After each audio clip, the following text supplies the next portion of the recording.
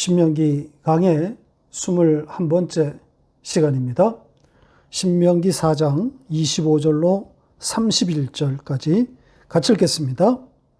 네가 그 땅에서 아들을 낳고 손자를 얻으며 오래 살 때에 만일 스스로 부패하여 무슨 형상의 우상이든지 조각하여 내 하나님 여호와 앞에 악을 행함으로 그의 노를 일으키면 내가 오늘 천지를 불러 증거를 삼노니 너희가 요단을 건너가서 얻는 땅에서 속히 망할 것이라. 너희가 거기서 너희의 날이 길지 못하고 전멸될 것이니라. 여호와께서 너희를 여러 민족 중에 흩으실 것이요 여호와께서 너희를 쫓아보내실 그 여러 민족 중에 너희의 남은 수가 많지 못할 것이며 너희는 거기서 사람의 손으로 만든 바 보지도 못하며 듣지도 못하며 먹지도 못하며 냄새도 맡지 못하는 목석의 신들을 섬기리라. 그러나 내가 거기서 내 하나님 여호와를 찾게 되리니 만일 마음을 다하고 뜻을 다하여 그를 찾으면 만나리라. 이 모든 일이 내게 임하여 환난을 당하다가 끝날에 내가 내 하나님 여호와께로 돌아와서 그의 말씀을 청종하리니 내 하나님 여호와는 자비하신 하나님이심이라. 그가 너를 버리지 아니하시며 너를 멸하지 아니하시며 내 조상들에게 맹세하신 언약을 잊지 아니하시리라. 아멘. 계속되는 모세의 설교를 보고 있습니다. 오늘 내용은 이스라엘의 미래, 그러니까 가나안에서의 타락을 예고하고 있는 내용입니다. 그리고 그 타락의 끝 지점에서 그들의 하나님께로 돌아오게 될 것까지 예고하고 있습니다. 그러니까 미리 보는 이스라엘의 가나안 역사다, 이렇게 말할 수 있겠죠. 이스라엘의 가나안 역사 요약이라고 할 수 있습니다. 자, 25절 첫 절로 바로 갑니다. 이 문장이 참으로 독특합니다. 그 땅에서 아들을 낳고 손자를 얻는 이야기로 시작되고 있는데 여기에 주어는 너, 단수입니다. 2인칭 단수형을 사용했습니다. 그런데 그 다음 문장부터는 단수가 아니라 복수형으로 주어가 바뀝니다. 그 땅에서 오래 사는 것, 또 부패하는 것, 형상을 조각하는 것, 이 동작의 주체가 너희들, 복수입니다. 우리 성경은 전혀 반영하지 않았습니다. 자, 이렇게 동작의 주체를 구분한 이유가 뭘까요? 자녀를 낳는 거에 대해서는 너, 단수를 썼고 그 땅에서 악을 행하는 것들에 대해서는 너희들, 이렇게 구분했단 말이죠. 그러니까 이 악을 행하는 이 너희들에 누가 포함되는 거겠어요? 거기서 태어날 자손들, 아들과 손자가 포함된 너희들이 되는 거죠. 그러니까 가나안에서 태어나는 새로운 세대의 타락까지 반영하고 있는 겁니다. 다 타락한다는 거죠. 세대를 이어가는 타락, 즉 인간의 전적 부패를 담아 놓은 겁니다. 지금 모세가 가정문의 형식을 빌어서 그 이스라엘의 타락을 말한 것이지만 문맥 전체를 보면 마치 확정된 타락인 것처럼 느끼게 됩니다. 너희는 반드시 타락할 거야, 이런 거란 말이죠. 이렇게 너희가 들어가 얻게 될 그 땅에서 악을 행하게 되면 그것이 하나님의 진노를 불러일으킬 것이고 그 결과는 멸망이다, 망함이다, 이렇게 말하고 있습니다. 그 이스라엘의 멸망, 그 망함에 대한 구체적인 내용이 이제 다음 절인 26절부터 28절까지 기록되어 있습니다. 이스라엘의 멸망을 각각 어떻게 표현하고 있는지 한 문장씩 차례로 살펴보겠습니다. 자, 우선 26절이 이렇게 시작되고 있습니다. 모세가 말하기를 내가 오늘 천지를 불러 증거를 삼는다. 자, 원문대로 하면 내가 오늘 너희에 대하여 그 하늘과 그 땅을 불러 세웠다. 이겁니다. 그 하늘과 그 땅, 그것을 불렀다. 강력한 문장이죠. 너희가 하나님의 노를 일으키면 반드시 일어나게 될 일, 그것에 대한 강력한 경고라고 할 수 있습니다. 자, 그 내용은 이스라엘이 망할 것이라는 내용인데요. 다양한 표현으로 이스라엘의 멸망을 예고하고 있습니다. 차례대로 보면서 간략하게 정리해 보겠습니다. 첫째 표현은 너희가 요단을 건너가서 얻는 땅에서 속히 망할 것이다 입니다. 같은 동사가 반복되어 있는 문장입니다. 망하고 또 망할 것이다. 이겁니다. 그런데다가 속히, 곧, 이런 부사도 첨가되어 있습니다. 그러니까 변경될 수 없는, 그리고 빨리 속히 임하게 될 멸망이라는 거죠. 둘째 표현은 너희의 날이 길지 못하고 전멸될 것이다. 자, 여기서도 조금 전에 그 문장과 같이 같은 동사가 반복되었습니다. 망하고 또 망할 것이다. 반드시 망할 것이다 라는 거죠. 우리 성경은 전멸이라는 단어에 담은 것 같습니다. 너희의 날이 길지 못하고 반드시 멸망할 것이다. 자, 셋째 표현은 27절의 첫 문장인데요. 여호와가 너희를 여러 민족 중에서 흩으실 것이다. 이겁니다. 고립을 말하고 있는 거죠.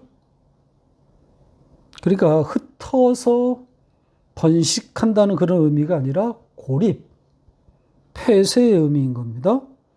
도와줄 자가 없는 것으로 보낸다는 것이고, 따라서 멸망의 다른 말이라고 할 수 있는 거죠. 넷째 표현은 여호와가 쫓아보낼 그 민족 중에서 너희의 수가 적을 것이다. 너희 수가 적어질 것이다. 하나님이 쫓아낸다고 하는 표현이 들어있고, 그 쫓겨간 땅에서 너희의 수가 적다. 이렇게 되어 있습니다. 그러니까 쫓겨나서 타 민족이 점령해 버렸는데 그 지경에 수가 적으면 어떻게 되는 겁니까? 역시 망한 것을 비유적으로 표현했다고 봐야 하는 거죠. 자, 마지막 다섯 번째 표현은 28절에 나와 있는 내용인데요. 결정적인 내용입니다. 우상을 섬기게 될 것이다. 진짜 망한 거죠. 우상숭배. 멸망의 진정한 의미 아니겠습니까? 아까도 말씀드렸다시피 지금 이 내용대로 이스라엘의 가나안 역사는 고스란히 이 길을 따라갔습니다. 미리 보는 이스라엘의 역사란 말입니다. 언제나 마지막은 우상숭배였습니다. 이렇게 이스라엘의 마지막 자리는 우상숭배, 사망인 거죠. 전적 타락입니다. 죽음의 자리입니다. 그러니까 선악과를 따먹고 죽어버린 인간은 언제나 이 자리로 돌아오게 되어 있습니다. 자기 섬김, 자기 숭배란 말이죠. 누가 시키거나 가르치지 않아도 언제나 이스라엘은 그 자리로 돌아갑니다. 지금 모세의 이 예고가 이스라엘들어 이렇게 멸망의 길로 가거라. 그런 이야기가 아니지 않습니까? 그렇게 가면 망한다고 경고한 것인데, 그러나 문맥은 경고가 아니라 마치 운명적인 타락인 것처럼 보인단 말입니다. 당연하게 갈 자리로 가게 된다는 그런 뉘앙스 아닙니까? 계속 말씀드려왔지만 선악과 사건과 같은 패턴입니다. 하나님이 선악과를 왜 만들었습니까? 따서 먹나 먹지 않나 시험하기 위함입니까? 아니란 말이죠. 인간이 선악과를 따먹을 걸 모르고 선악과를 동산 중앙에 심어두었다면 그 신의 자격이 있겠습니까? 인간이 그걸 할 줄 모르고 그렇게 만들었다면 그게 무슨 신입니까? 그게 아니라 선악과를 만들어 입에 넣어준 격입니다. 자, 이것이 하나님의 세계, 그 신의 차원에서 일어난 것들이기 때문에 우리로서는 설명하거나 이해할 수 없지만 하나님의 차원에서 일어난 일을 보면 선악과를 먹여 죽이고 아들 예수를 죽여 그 대가를 지불하고 당신의 택한 백성들, 그 죽은 자들을 살려내는 참으로 기이한 일을 하나님이 벌이신 거란 말이죠. 인간이 죽음에 이르지 않으면 예수의 십자가가 설 자리가 없습니다. 선악과를 따먹고 죽음이 들어와야, 그래서 그렇게 평생 자기를 섬기는 우상 숭배자로 꽁꽁 묶여야 하나님의 일방적인 그 언약, 그 십자가 앞에 무릎 꿇게 되는 거란 말이죠. 지금 이 이스라엘의 가나안 타락이 바로 같은 이야기입니다. 이스라엘은 가만 놔두어도 우상 숭배의 자리로 갑니다. 모세가 어떤 말을 해도 어떤 협박과 경고를 해도 소용없습니다. 그때뿐이란 말이죠. 이스라엘의 전 역사가 그렇지 않습니까? 결국은 전부 이 우상 숭배, 그 자기 섬김의 그 자리로 떨어진단 말입니다. 그래서 전부 면목 없는 자로 드러나게 되는 겁니다. 당장 죽여도 할 말이 없는 그런 자들로 폭로되는 거란 말이죠. 자, 이런 이 하나님의 방식, 이 하나님의 구원의 방도가 우리 인간 마음에 들지 않을 수 있는데 왜 그렇게 꼭 구원해야 되지?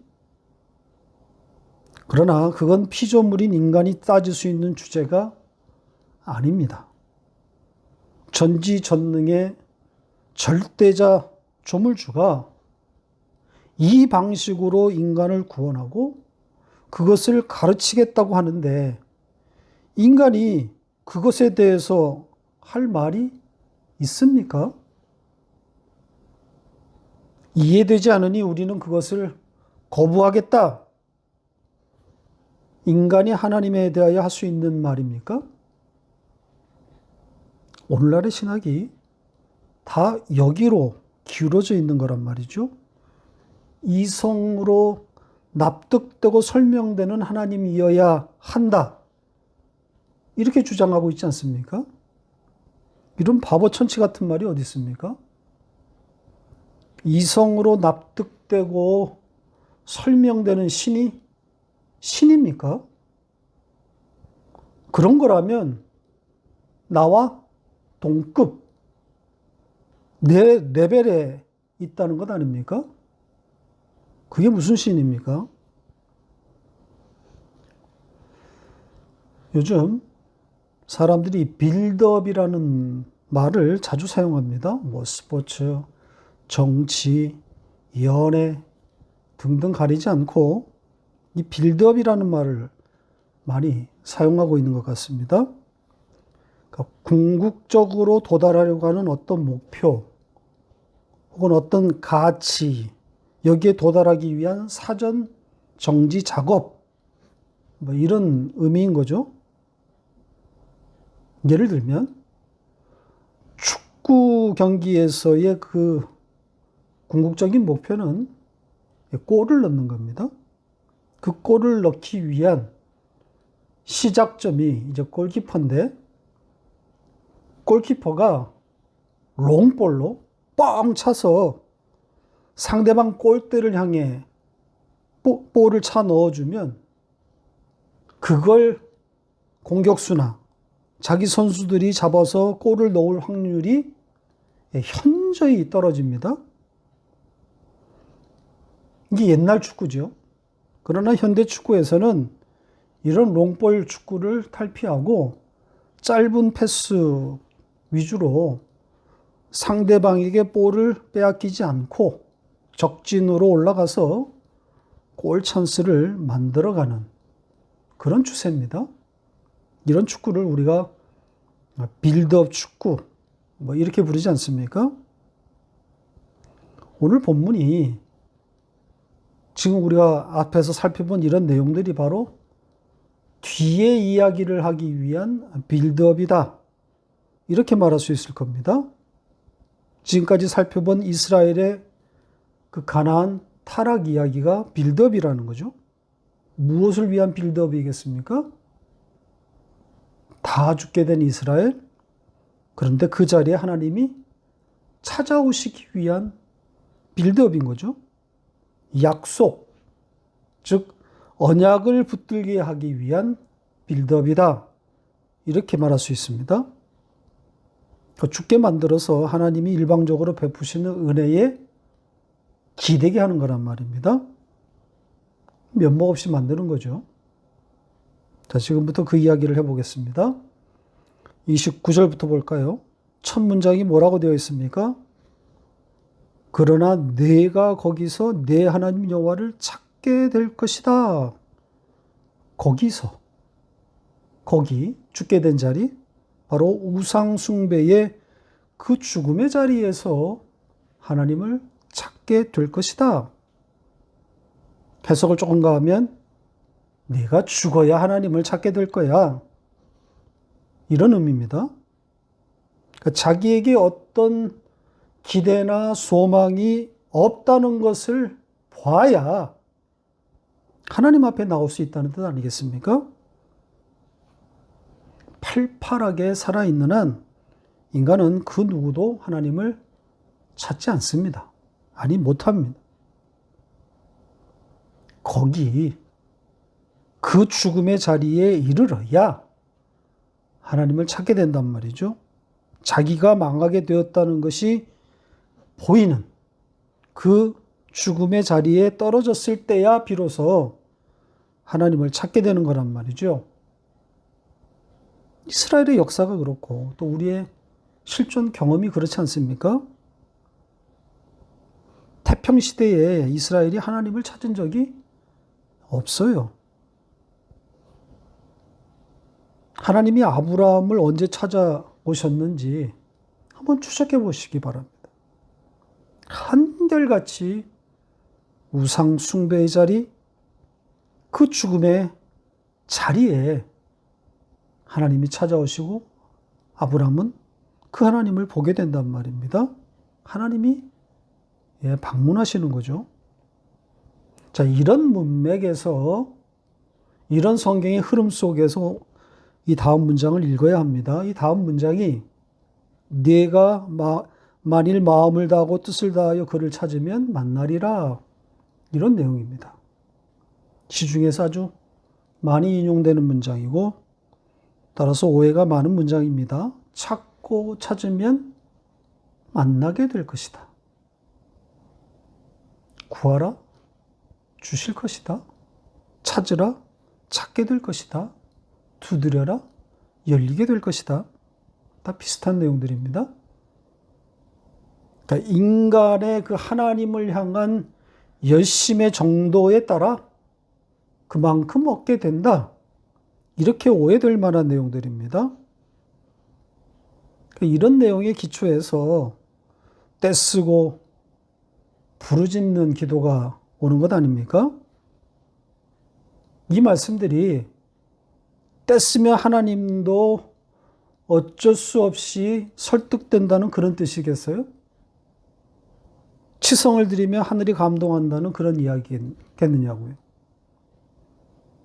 지금 이 문장, 내가 만일 마음을 다하고 뜻을 다하여 그를 찾으면 만나리라. 이 문장 앞뒤에 어떤 내용들이 있는지를 좀 보세요. 앞문장은 거기, 우상숭배의 그 자리에서 하나님을 찾게 될 것이다. 이거고요. 뒷문장, 30절에 환난의 끝날, 그 마지막 날에 너희는 하나님께로 돌아가게 될 것이다. 이렇게 되어 있단 말입니다. 이렇게 문맥상 이스라엘더러 그날에 진심으로 전심으로 하나님을 찾아야 한다. 이런 이야기가 아니란 말입니다. 거기서 그 죽음의 자리에서 그리고 그 환난의 끝날에 그 죽음의 날이 이르면 너희는 마음과 뜻을 다해서 하나님을 찾게 될 것이다. 이런 의미란 말입니다. 다 죽게 되었으니까 말입니다. 그러니까 하나님을 찾게 될 것이다. 그러니까 그 죽음의 자리에서의 절박함을 담고 있는 그런 표현입니다. 마음과 뜻을 다하여 죽게 되었음을 담은 표현 아니겠습니까? 땡깡부리라는 이야기가 아닙니다. 죽게 되었음을 고스란히 담고 있단 말입니다. 자, 다음 절인 30절로 갑니다. 조금 전에 이미 소개해드린 것처럼 환난의 끝날, 그 날에 이르게 되면 이스라엘이 하나님께로 돌아오게 된다는 내용입니다. 29절에서는 거기서 장소를 나타내는 부사가 등장했다면 여기 지금 30절에서는 끝날, 마지막 날이라는 시간을 나타내는 부사가 등장했습니다. 의미는 같아요. 죽음의 자리, 죽음의 날인 거죠. 그러니까 자기의 정체가 고스란히 폭로되는 그 자리, 그 날인 거죠. 여기에 이르지 않으면 인간은 절대로 하나님께 돌아오지 않습니다. 망하게 된 나, 시체와 같은 나, 그런 나가 드러나야 비로소 하나님이 보이는 거란 말이죠. 그 자리, 그 시간이 되면 하나님께로 돌아오게 되는 것이고 거기서 하나님의 음성을 듣게 되는 겁니다. 하나님의 음성이 들리는 거죠. 자, 그것에 대해서 우리 성경은 청종이라고 번역했습니다. 듣는다는 겁니다. 말씀이 들리는 거죠. 자, 이스라엘이 이제 듣게 되는 그 말씀의 내용을 살펴보도록 하겠습니다. 31절인데요. 기가 막힌 내용들입니다. 이스라엘에게 들린 그 하나님의 말씀, 그 말씀의 구체적인 내용이 기록되어 있습니다. 네 문장인데요. 차례대로 살펴보겠습니다. 첫 문장은 내 하나님 여호와는 자비하시다. 자비하신 하나님. 이 음성이 들린다는 거죠. 자비. 무슨 뜻입니까? 한자에서 온 말인데요. 사랑자, 슬플 비입니다. 그러니까 사랑하고 슬픈 마음 혹은 슬프게 여기는 마음 이런 거죠. 자, 여기 이 자비로 번역된 이 히브리의 단어의 뜻이 뭘까요? 이게 라훔이라고 하는 단어인데요. 어머니의 자궁을 뜻하는 라헴에서 왔다고 알려져 있습니다. 창세기 20장에 처음 등장했는데요. 우리 성경은 태, 어머니의 태라고 번역했습니다. 보시죠.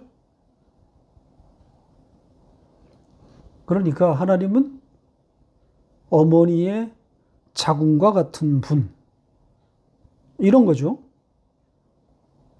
뜻을 특정하기가 쉽지 않습니다.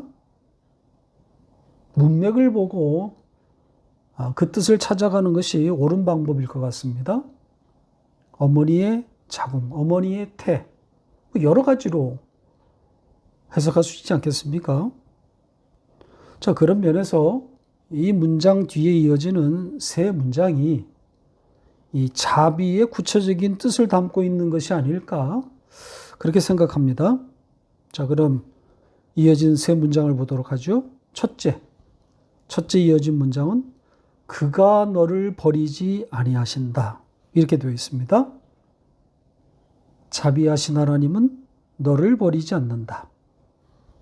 자, 여기에 이 버리다로 번역된 단어가 보통 게으르다, 느슨하다, 이렇게 번역되는 단어입니다. 한 문장 보고 할까요? 출애굽기 5장 8절 9절 같이 읽겠습니다. 또 그들이 전에 만든 벽돌 수요대로 그들에게 만들게 하고 감하지 말라.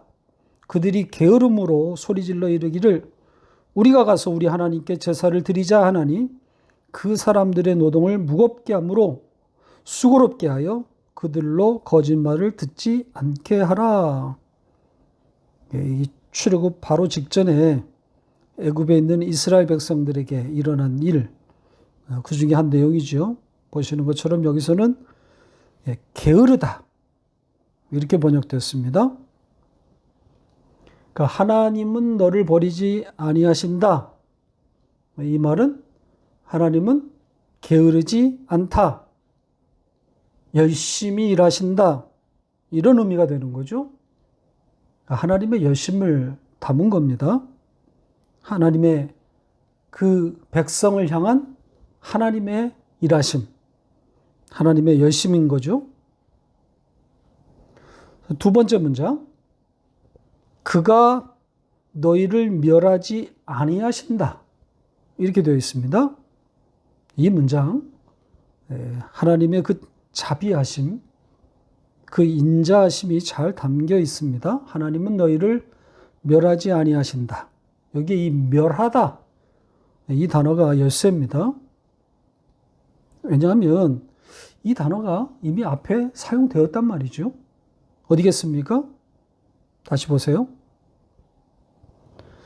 자, 여기서는 스스로 부패했다, 이렇게 번역되었는데요. 바로 이 단어가 같은 단어입니다.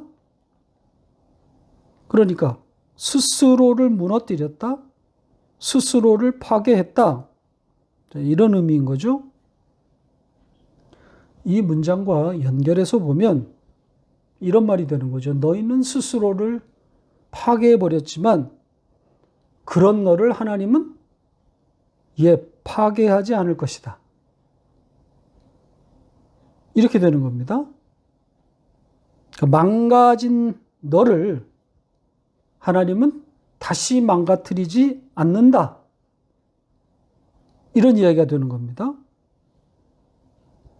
그러니까 망가진 너를 하나님이 포기하지 아니하시고 오히려 환영해서 회복시켜 주신다, 이런 의미가 아니겠습니까?